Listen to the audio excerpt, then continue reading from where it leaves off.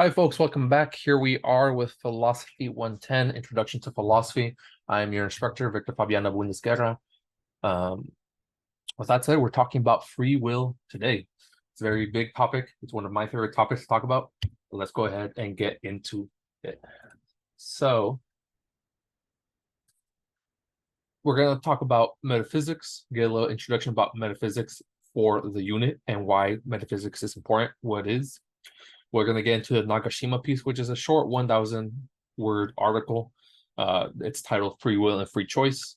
And Nagashima is going to go ahead and try to define free will for us. And they're also going to give a few different metaphysical positions in philosophy, namely determinism, as well as compatibilism versus incompatibilism, which are going to be important for us.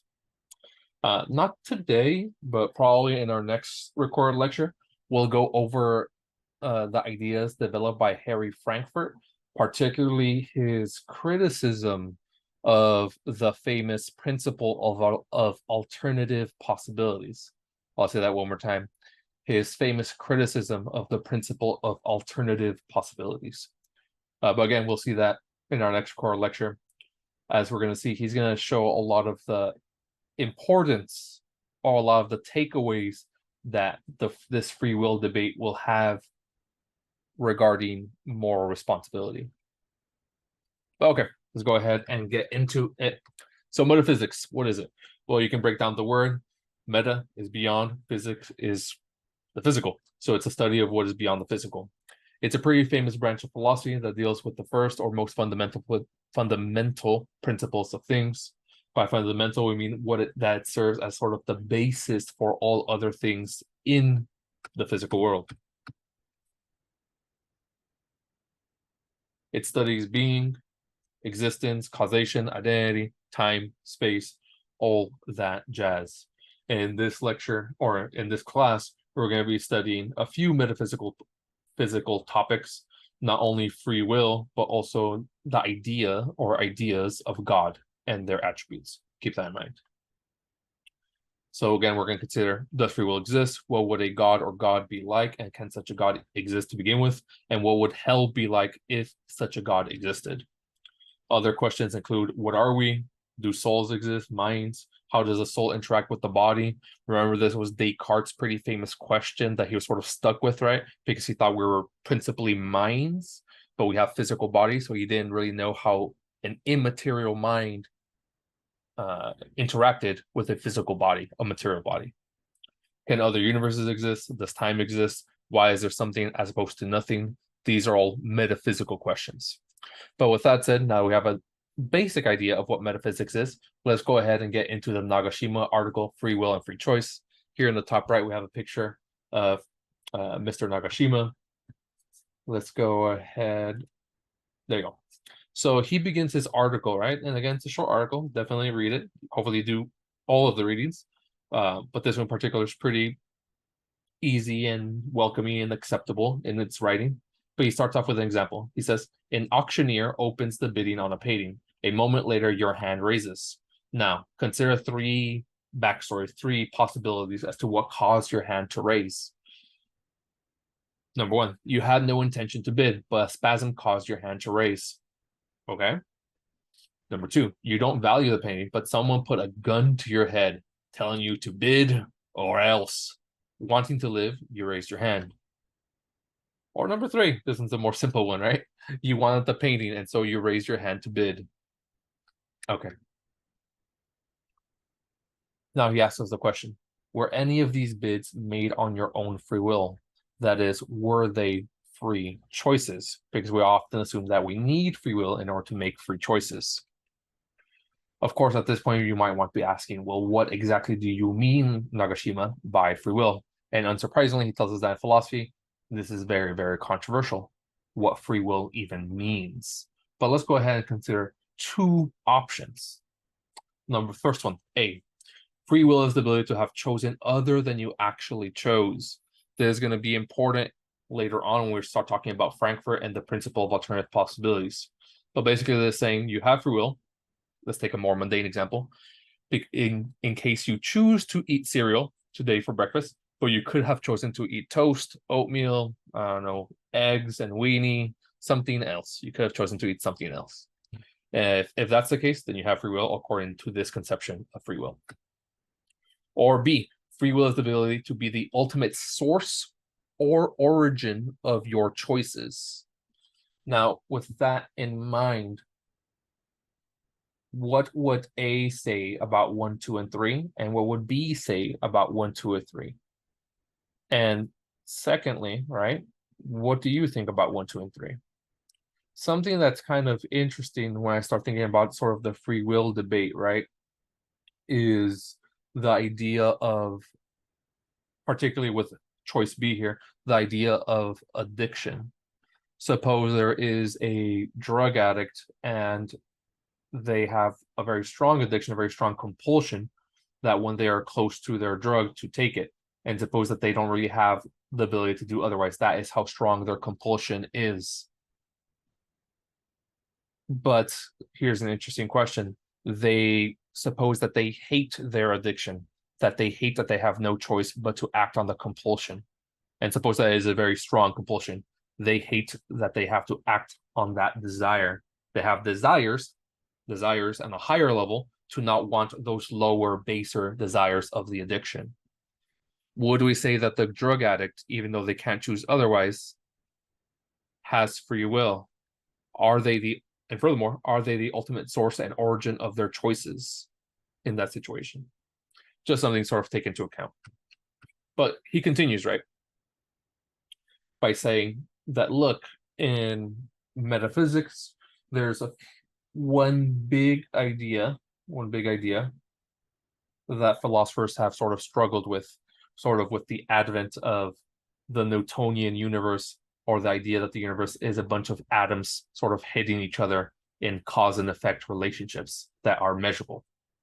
Determinism basically says that the future is fixed or unchangeable, or in other words, that the future is determined. There's a few different types of determinism. I kind of just mentioned a little bit and I hand wave towards the scientific one. But before the scientific view or the scientific determinist universe, there was also the religious and theological determinist universe, in which God or the fates have already determined the future. Because remember, not remember, we haven't talked about God yet, but if God is omniscient, right? Let's suppose that you believe in God, and you believe that God is all-knowing, omniscient, all-knowing, right? Then they already know the future. And if they already know the future beyond the doubt, then that means the future is already set, right? In this case, the future is determined by God theologically, and there is no free will. But there's also sort of biological determinism, right? Which is that our biology has already determined our future, and that is our nature. So, with the advent or the scientific breakthroughs of being able to study genes and DNA, we know that they control a large aspect of our life. Biological determinism says that we're no more than our biology, we're no more than our DNA.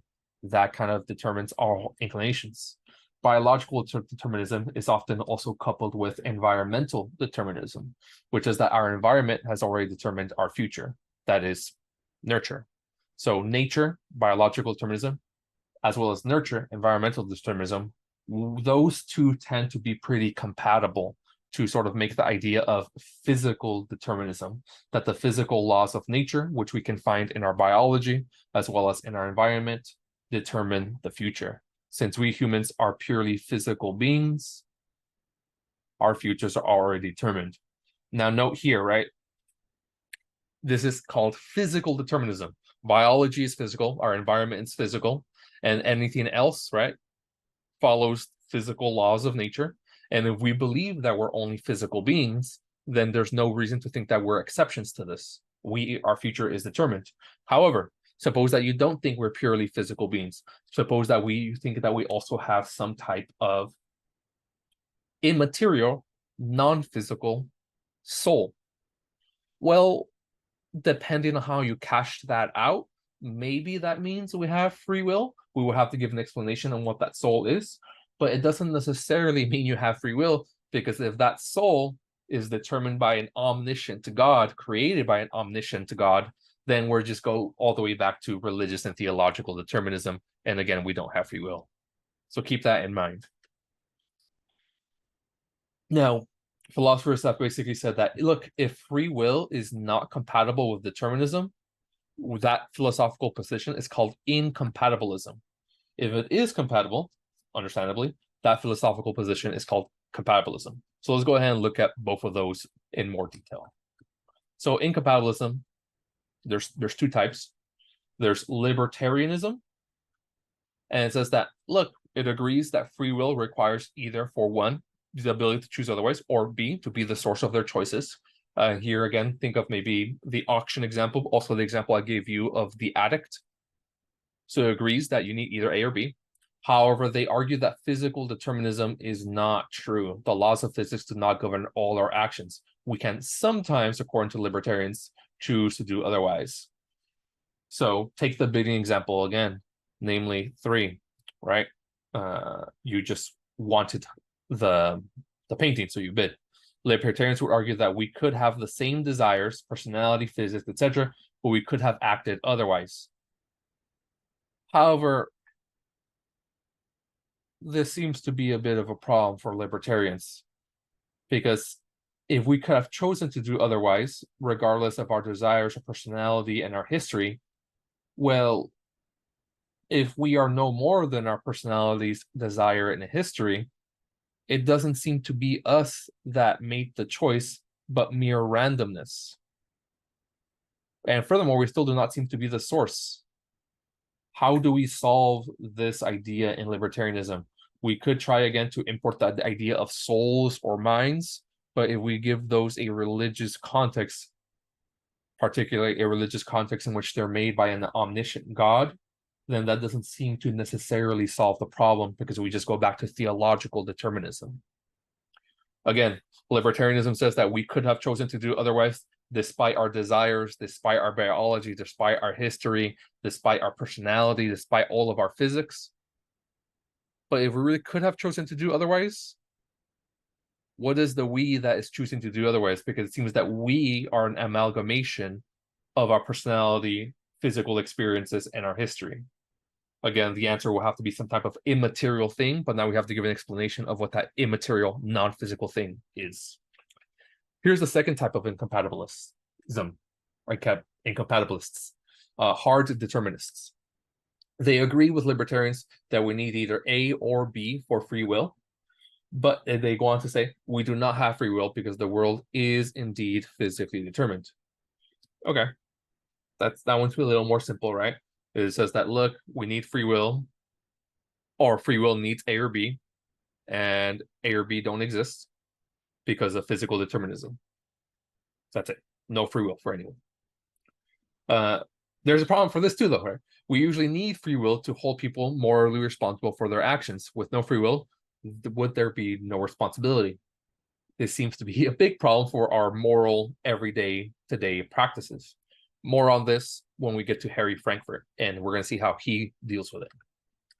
Finally, there is compatibilism, which says that free will and determinism can be reconciled, that they can both exist in the world and the universe. Here are some options. C, a person chooses freely when she acts in accordance with her own desires and values. But again, this sort of brings up the questions, what are their desires and values? We can consider, again, the drug addict. Are those lower base desires to crave the drug?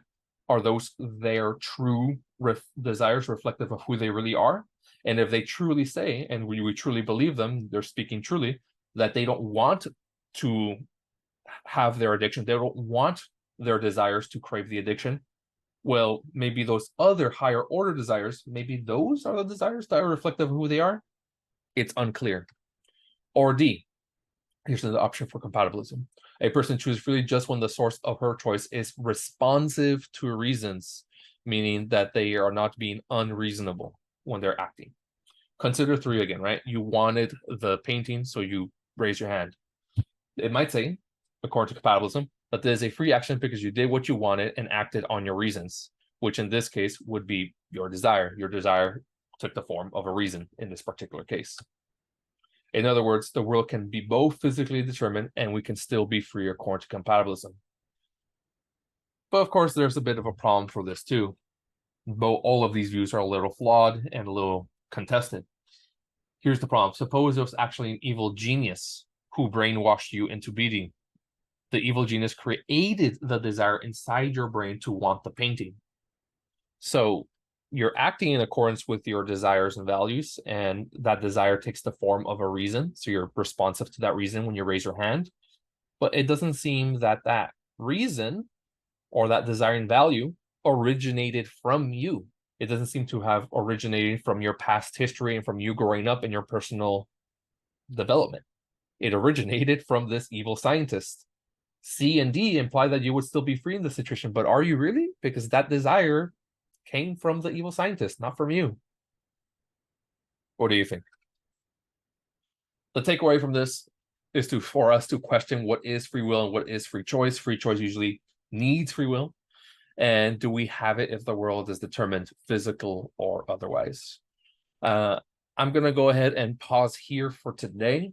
And our next recorded lecture, we're going to go ahead and just go over the Harry Frankfurt or Frankfurt style case scenarios, because I think they're really fun, even though they're a little unrealistic at times.